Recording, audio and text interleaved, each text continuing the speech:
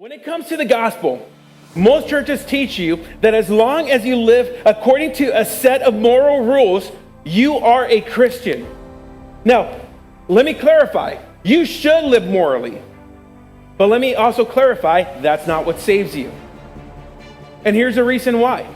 If morality saved you, if that's honestly what saved you, then realistically, a person who could live morally like you doesn't need Christ. They could get to heaven without Christ. If giving to the poor, if feeding the hungry is ultimately what will get you to heaven, guess what? Then it means that humanitarians will be first in line even before you, because that's what they do. That's not what saves you. What saves you is when you come to this position where you're like, I am so broken, I have screwed things up, there is nothing that I can do, and ultimately, I know I'm praying that the Father has grace. I'm praying that the Father has mercy.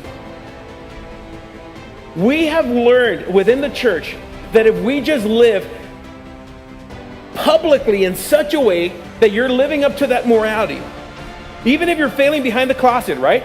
Even if you're failing, because here's the thing, Jesus says, if you hate your brother, you're guilty of murder. If you look at a woman with lust, you are guilty of adultery. How many people hate and how many people lust, right? That's everybody in the room. You're either murdering or you're committing adultery. When it comes down to that, what the Bible is teaching us is you cannot be good enough. You can't be good enough.